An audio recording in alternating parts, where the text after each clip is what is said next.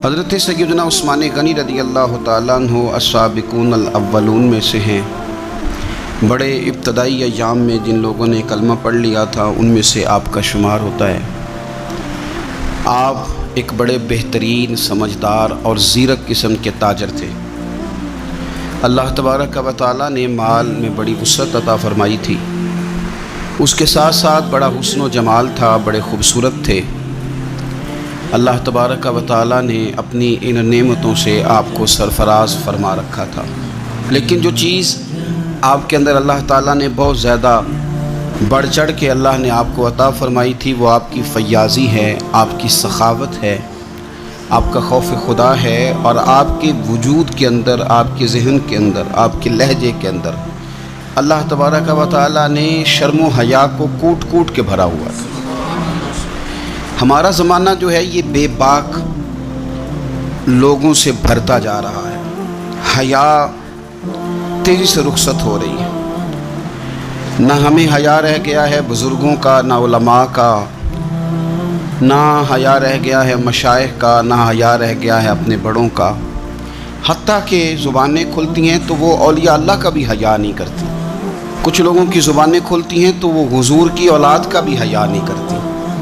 معاذ اللہ کچھ ایسے بھی ہیں جو نبی پاک کے صحابہ کا بھی حیا نہیں کرتے۔ حضرت سیدنا عثمان غنی رضی اللہ تعالیٰ عنہ پیکر شرم و حیا تھے، پیکر شرم و حیا۔ آپ فرمایا کرتے تھے کہ جب سے میں نے حضور سید عالم علیہ السلام کے چہرہ نور کی زیارت کی ہے میں نے کبھی اپنی شرمگاہ کو بھی نہیں دیکھا، اور جب سے میں نے یہ اپنا ہاتھ حضور کے دست اقدس میں دیا ہے میں نے یہ سیدھا ہاتھ کبھی گندگی کو نہیں لگایا۔ آپ نے اپنی زندگی شرم و حیا کے اندر ڈھل کے گزاری۔ ہمارے ہاں لوگوں کے اندر مال و دولت آتا ہے نا، آج کل کے زمانے کی بات کر رہا ہوں، تو لوگ من چاہی زندگی گزارنا چاہتے ہیں۔ وہ کہتے ہیں میں اپنی ساری خواہشات کو پورا کروں گا۔ پیسہ جو جیب میں، مفت کا اعتماد دلاتا ہے پیسہ۔ پیسہ آدمی کے اندر کچھ ایسی قوتیں پیدا کرتا ہے کہ وہ نہ چاہتے ہوئے بھی کچھ ایسے کام کر جاتا ہے۔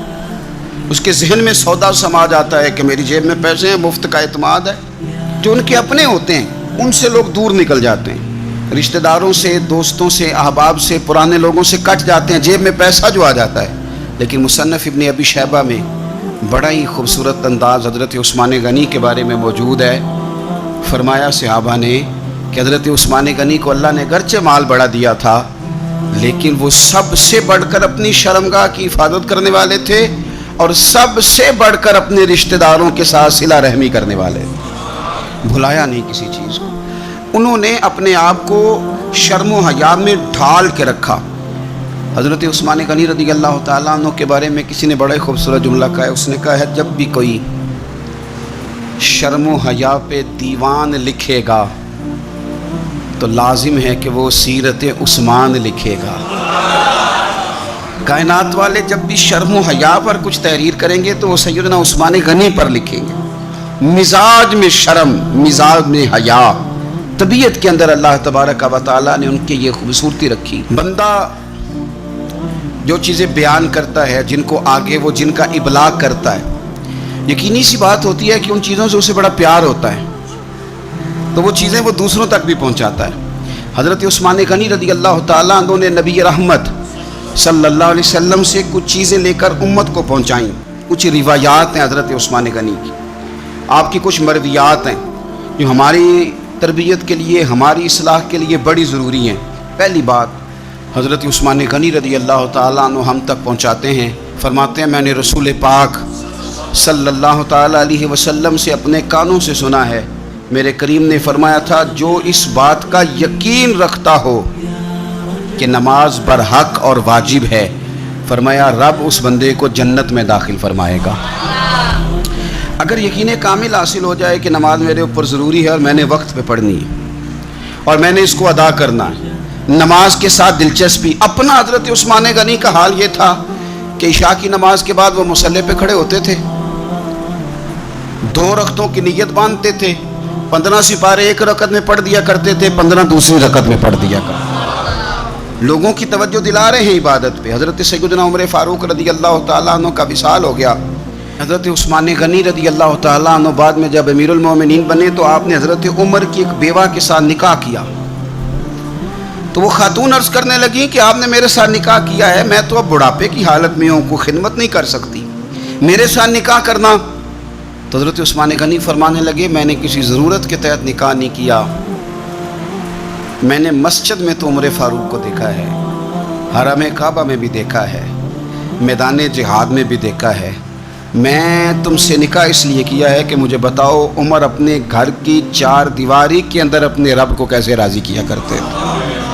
ان کا جو رات مصلی پہ بیٹھنے کا طریقہ تھا، تلاوت قرآن مجید کا جو انداز تھا، میں وہ سیکھنا چاہتا ہوں. عبادت کے ساتھ خاص شغف سیدنا عثمان غنی ذوالنورین رضی اللہ تعالیٰ عنہ کا. حضور نے فرمایا تھا نماز میری آنکھوں کی ٹھنڈک ہے.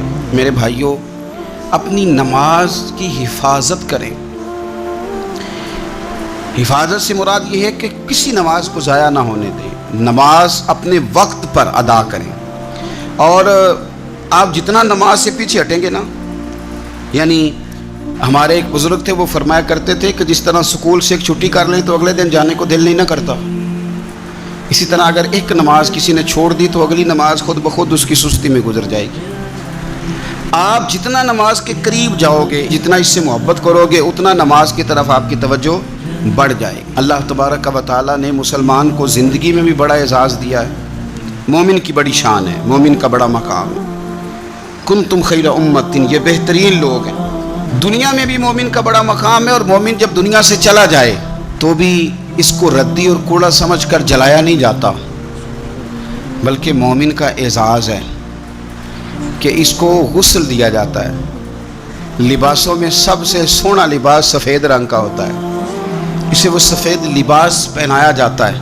اور آپ دیکھیے آج یہ جا رہا ہے قبر میں، تو ہاتھوں پہ اٹھا کے بھی لے جایا جا سکتا تھا، کسی گاڑی میں رکھ کے بھی لے جایا جا سکتا تھا، لیکن یہ رسول اللہ کا کلمہ پڑھنے والا ہے نا، اس کی شان ہے کہ اسے کندھوں پہ اٹھا کے لے جایا جاتا ہے اور اسے لے جا کے قبر کے اندر رکھا جاتا ہے جہاں خدا کی رحمتیں بڑھ کر استقبال کرتی ہیں.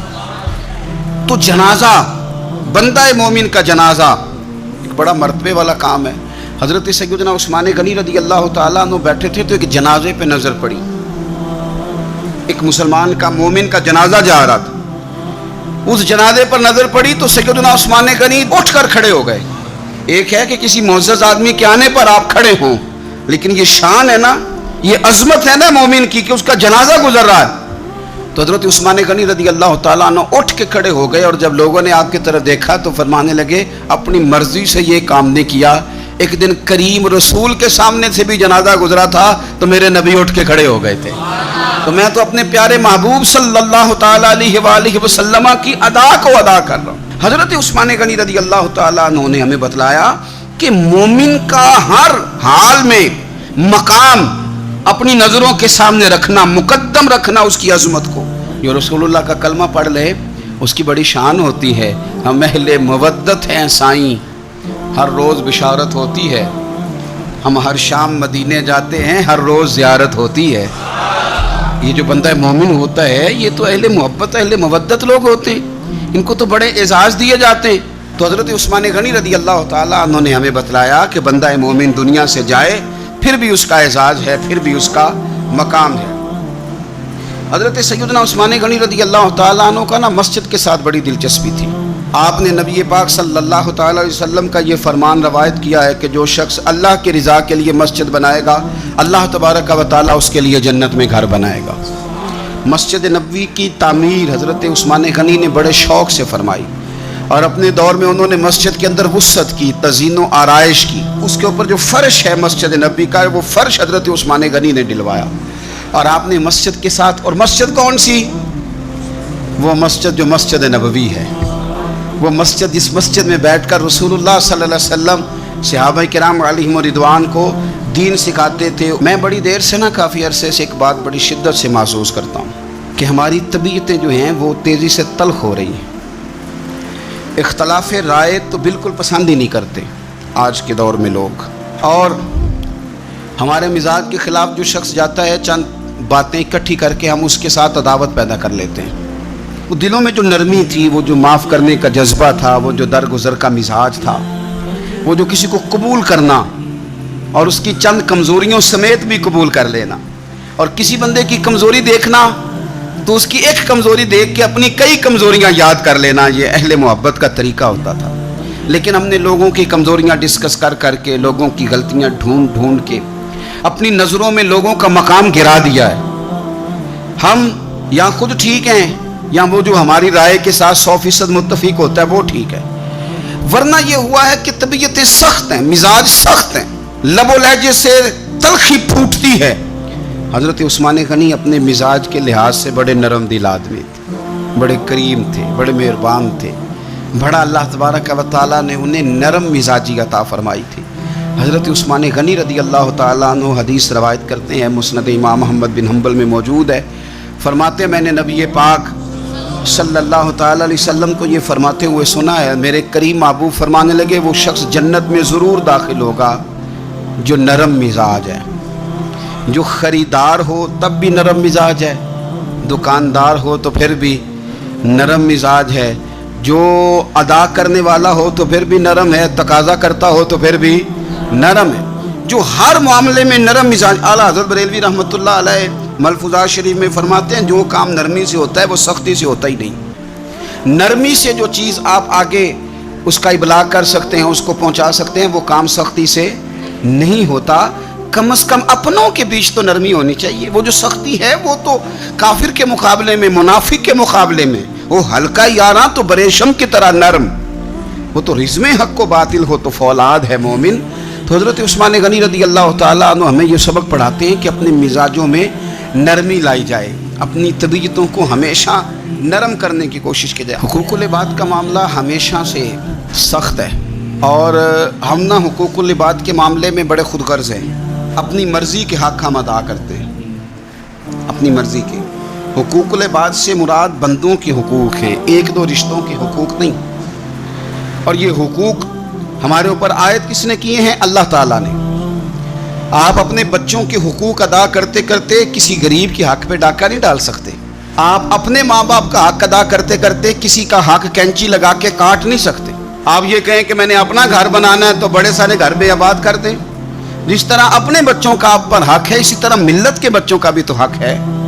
जिस तरह आपका अपना घर आपके लिए बड़ा अहमियत का हामिल है, इसी तरह से जो बाकी घर हैं वो भी तो अहमियत के हामिल हैं। हमने ये किया है कि दो चार हुकूक अपने ज़हन में बिठा लिए, और इस्लाम जो हुकूक की वुसअत बयान करता है, आपको पता है नबी पाक सल्लल्लाहु ताला अलैहि वसल्लम ने रस्तों के भी हुकूक बयान किए, रस्तों के भी हुकूक बयान किए, जानवरों के भी हुकूक बयान किए। हज़रत उस्मान गनी रदी अल्लाह ताला अन्हु हदीस रवायत करते हैं और हमारी तवज्जो दिलाते हैं। आप फरमाते हैं कि याद रखना, दुनिया के अंदर अगर तुमने किसी का हक़ ज़ाया किया तो क़यामत के दिन तुम्हें उस हक़ का बदला देना पड़ेगा। आप फरमाते हैं मैंने ख़ुद नबी पाक अलैहिस्सलाम से ये सुना है कि अगर सींग वाली बकरी ने बग़ैर सींग वाली बकरी को मारा तो क़यामत के दिन उसे भी बदला देना पड़ेगा। अगर सींग वाली बकरी ने बग़ैर सींग वाली बकरी को तकलीफ़ दी तो वो भी क़यामत के दिन उसे भी इस्तिफ़सार किया जाएगा, पूछा जाएगा। तो भाई हमें ख्याल करना चाहिए। हुकूकुल इबाद का मामला बड़ा नाजुक है, बड़ा बारीक है, बड़ा मोहतात होकर के चलने की ज़रूरत है।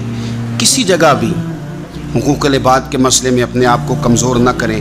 कोशिश करें जिस हद तक हो सके आप नाजुक मिजाजी के साथ हुकूक के मामले का ख्याल करें।